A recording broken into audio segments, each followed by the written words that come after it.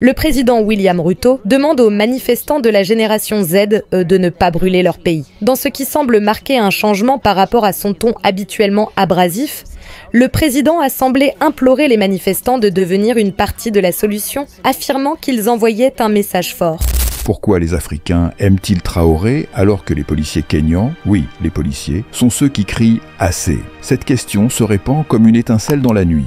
Et si vous suivez la politique africaine, vous comprendrez. Ce n'est pas un phénomène, c'est un tournant historique. Au Burkina Faso, un jeune président nommé Traoré n'a pas seulement rejeté le FMI, il a aussi rejeté la peur. Il a inspiré par des paroles fortes, des actions claires et surtout par la confiance en son peuple. Et au Kenya, l'un des pays les plus développés d'Afrique de l'Est, ce sont les policiers, les gardiens de l'ordre, qui descendent aujourd'hui dans la rue, refusant d'être les instruments d'un système d'exploitation. Ce n'est plus simplement de la politique, c'est une confrontation entre deux visions du leadership. L'une qui inspire, l'autre qui épuise. Allons aux faits pour comprendre ce qui se passe vraiment dans ces deux pays qui forcent le continent à choisir un camp. Des milliers de policiers paramilitaires descendent dans les rues de Nairobi en criant « Assez, c'est assez ». Certains enlèvent leurs uniformes devant les caméras, déclarant leur démission du rôle de bras armés d'un gouvernement sourd. Pour la première fois depuis des décennies, les forces de l'ordre elles-mêmes protestent contre le système qu'elles servaient. Pourquoi ? Parce que l'inflation dépasse 20%, la monnaie locale s'effondre, et les prêts du FMI forcent le gouvernement à couper dans les dépenses publiques, primes de la police, de l'éducation et de la santé supprimées. Pendant ce temps, au Burkina Faso, Ibrahim Traoré se rend à une foire communautaire éducative à Kaya. Pas de garde du corps, pas de grande scène. Il déclare « Nous n'avons pas besoin de conditions de prêt, nous avons besoin de conditions de vie ». Traoré rejette l'aide du FMI. Il appelle le peuple à participer, et il est accueilli en héros. Pas de manifestation, pas de police dans les rues, seulement des jeunes volontaires réparant les écoles et donnant des cours gratuits. Qu'est-ce qui fait vraiment la différence ? La politique, le leadership ou la confiance du peuple ? Pour comprendre, il faut plonger dans la nature des deux pays et comment deux leaders ont choisi deux chemins opposés. Ce qui a conquis les Africains chez Ibrahim Traoré, ce n'est pas sa tenue militaire ni ses discours éloquents, c'est le fait qu'il soit l'un d'eux, pas né riche, pas formé en Europe, pas un modèle politique importé. Il est arrivé avec une seule arme, son canne d'or. Quand il annonce le rejet du prêt du FMI, les médias occidentaux le traitent d'irresponsable. Mais aux yeux du peuple burkinabé, c'est le premier acte de courage politique depuis des années. Quelqu'un ose enfin dire non en leur nom. Il ne promet pas d'augmenter les salaires. Il ne promet pas de subventions. Il promet de rendre la terre aux paysans, de rendre la confiance aux oubliés. Ces rencontres communautaires ne sont pas climatisées ni diffusées en direct sur des chaînes lustrées. Il s'assoit par terre, écoute les femmes parler de leurs champs perdus, les enfants sans école, les jeunes sans emploi. Dans une société où les politiciens n'apparaissent que pendant les élections, voir un chef d'État marcher dans un village sans caméra, sans script, c'est tout simplement révolutionnaire. Et le plus étrange, c'est que l'amour qu'il reçoit ne vient pas que du Burkina Faso. Au Mali, au Niger, au Sénégal, même au Nigeria, des jeunes fatigués de la politique répétitive l'appellent « fils de la terre », le nouveau Sankara, ou simplement celui qui parle pour nous. As-tu déjà aimé un dirigeant, non pas pour ses promesses, mais pour son silence au bon moment, pour sa capacité à faire ce qui est difficile? Si quelqu'un osait dire franchement « Nous ne sommes pas pauvres, nous avons juste perdu confiance », le soutiendrais-tu?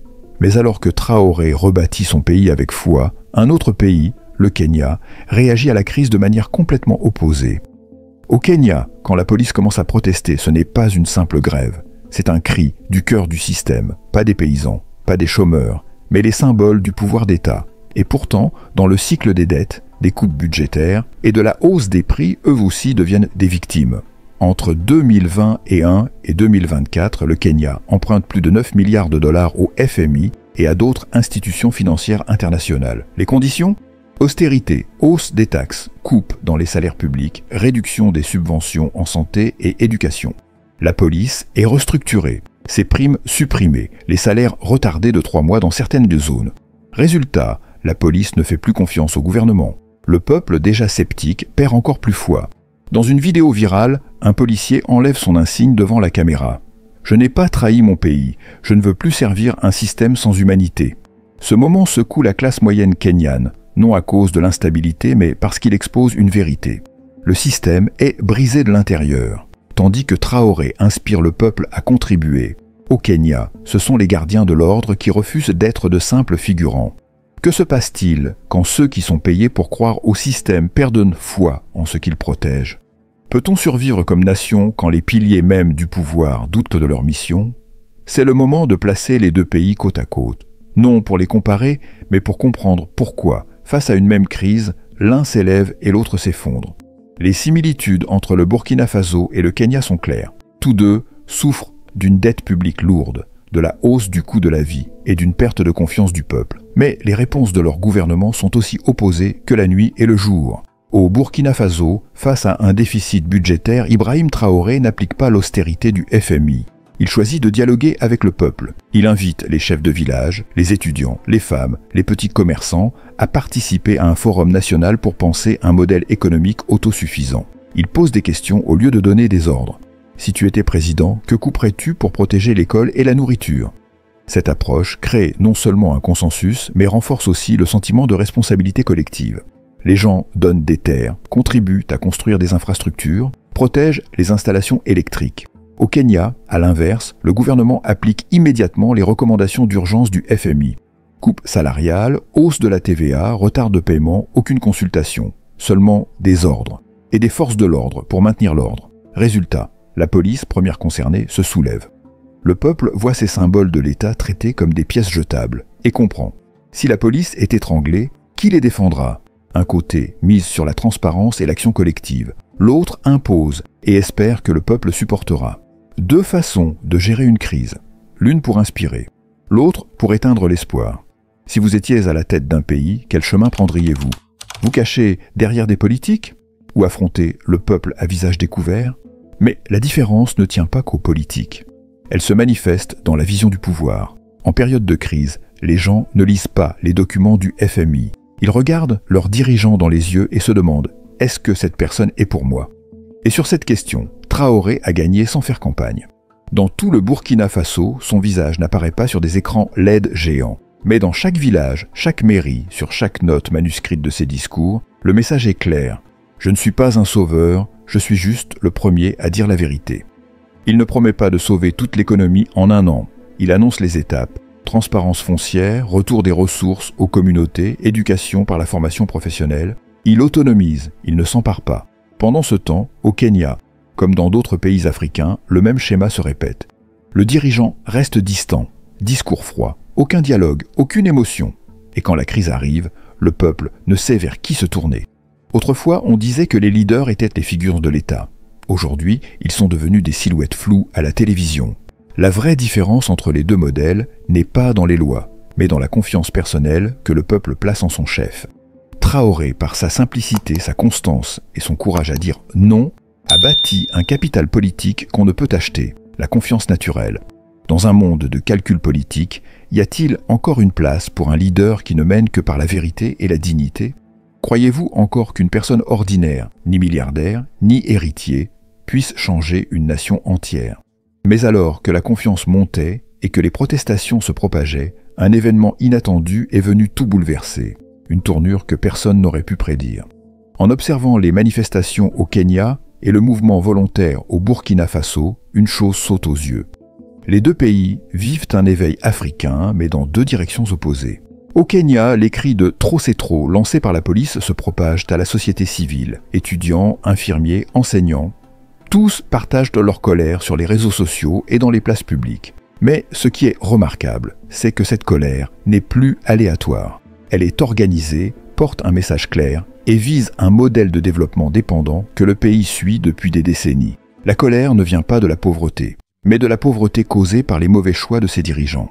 Pendant ce temps, au Burkina Faso, c'est un contre-mouvement qui émerge. Pas une révolte, pas une protestation, mais de l'activisme. Des jeunes forment des équipes techniques pour réparer les machines agricoles. Des femmes créent des associations pour produire du pain local et remplacer les importations. Des étudiants donnent des cours à distance à des enfants des campagnes, via la radio. Aucune de ces activités n'est ordonnée par l'État. Ce sont des réactions naturelles lorsque les citoyens se sentent inclus dans la solution. La différence est là. Quand le peuple croit au projet national, il le construit activement. Quand il doute de sa légitimité, il le détruit dans la rue. Quelle révolution dure le plus longtemps? La résistance en colère ou l'éveil de la responsabilité? Si ton gouvernement te demandait aujourd'hui de prendre en main le pays, serais-tu prêt? Mais d'où vient cette motivation réelle? L'économie, l'éducation ou quelque chose de plus abstrait? La foi. Plongeons encore plus profond. Au Burkina Faso, quelque chose d'étrange s'est produit ces 6 derniers mois. Le gouvernement n'a lancé aucune campagne nationale, mais la société s'est organisée elle-même comme une machine de récupération. Dans la région de Kaya, des agriculteurs qui avaient abandonné leurs champs cultivent à nouveau grâce à des biofertilisants faits maison. À Bobo-Dioulasso, des étudiants en architecture conçoivent des logements à bas coût avec de l'argile pressée, sans béton importé. Et à Ouagadougou, des citoyens nettoient, plantant des arbres et rénovent des écoles, sans aucun financement public, aucune banderole, aucune prime. Juste une chose les motive, la croyance que le pays leur appartient réellement et que leurs dirigeants les écoutent. Au Kenya, en parallèle, après la vague de révoltes policières, la colère s'étend à l'éducation, la santé et les transports. Des groupes de la société civile lancent des commissions de justice financière, analysent les prêts du pays, demandent l'accès aux accords du FMI et interrogent publiquement les ministres sur les réseaux. Qu'est-ce que cela montre?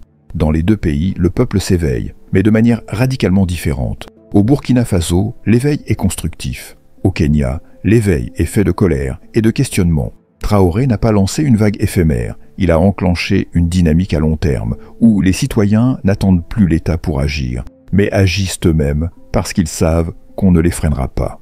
Et cette dynamique commence à s'étendre, au Mali, au Niger, au Tchad, même au Ghana, où l'histoire de Traoré est racontée à la radio, sur Facebook et dans les assemblées villageoises. Croyez-vous qu'un pays peut se relever, non pas avec de l'argent, mais avec la foi? Et si vous étiez un citoyen dans un tel pays, quelle serait la première chose que vous feriez pour le faire revivre? Mais comme toujours, quand le peuple commence à croire, d'autres forces commencent à avoir peur. Et alors, un autre événement inattendu se produit. Le monde commence à parler du phénomène Traoré. Et sans prévenir, la guerre silencieuse commence. Mais ce n'est pas une guerre avec des armes. Elle commence dans les conférences financières à Paris, Bruxelles et Washington. 2 semaines après que Traoré ait annoncé l'expansion de la réforme agraire et l'appel à l'autonomie agricole, plusieurs médias occidentaux publient en même temps. Le Burkina Faso entre dans une phase d'instabilité. Le manque d'investissement menace la stabilité du pays. Puis, ce sont les agences de notation qui interviennent, dégradant le crédit du Burkina Faso, malgré l'absence de défauts économiques. Les investissements étrangers sont retirés. Les banques nationales bloquées dans les transactions internationales. Un coup non pas avec des fusils, mais avec des chiffres. Et puis, les universités du pays perdent les financements de plusieurs organisations éducatives internationales. Raison invoquée, le modèle éducatif burkinabé n'est plus conforme aux standards mondiaux. Mais le peuple comprend très vite, c'est la façon du monde de tuer la pensée indépendante, dès le banc de l'école. Mais c'est là que le feu commence à brûler. Face aux coupes, quelque chose d'inattendu arrive. Des professeurs, des étudiants et même des citoyens se mobilisent pour financer eux-mêmes l'éducation. À l'université de Ouaga, des ingénieurs seniors créent un programme autogéré où les anciens enseignent aux nouveaux gratuitement. À Koudougou, des agriculteurs lancent des écoles du week-end pour apprendre à leurs enfants l'agriculture, la comptabilité locale et la gestion des marchés, sans manuel importé, juste avec leur savoir local. L'État ne finance pas. Mais il ne freine pas non plus. Et pour la première fois, l'éducation devient un mouvement social, indépendant du budget. Et au Kenya, quand les jeunes entendent cette histoire venue du Burkina Faso, des forums de jeunesse commencent à discuter d'un nouveau concept.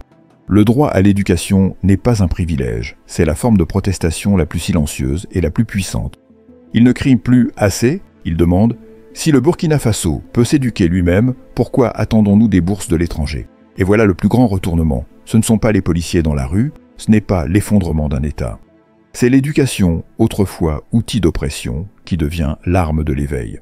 Croyez-vous qu'un tableau noir et quelques craies peuvent être plus puissants qu'un plan de sauvetage à $1 milliard? Et si demain, votre enfant vous demande « Pouvons-nous nous enseigner seuls, sans personne ?» Que lui répondrez-vous? Et à la lumière de tout cela, une question résonne dans le cœur du continent. La foi, l'éducation et le respect de soi sont-ils assez forts pour garder le drapeau de l'indépendance vivant au Burkina Faso? Aujourd'hui, les gens n'ont plus besoin d'ordre pour reconstruire leur pays. Au Kenya, la police n'a plus besoin de slogans pour dire ce qu'elle pense. Et en Afrique, terre longtemps considérée comme à sauver, la foi renaît à travers les choses les plus simples, des leçons, des cahiers et la confiance. Le monde continuera à dicter. Les classements continueront à critiquer, mais cela n'a plus d'importance. Car quand une mère apprend à son enfant à aimer son pays, quand un étudiant partage la connaissance au lieu de la garder, c'est cela, le miracle de notre temps. On dit que chaque nation reçoit un jour d'éveil. Peut-être que nous vivons ce jour. Et si tu étais Traoré, qu'aimerais-tu transmettre à la prochaine génération? Et si c'était toi qui écrivais la nouvelle histoire, où commencerais-tu? On se retrouve directement dans notre prochaine vidéo. À tout de suite les stratèges.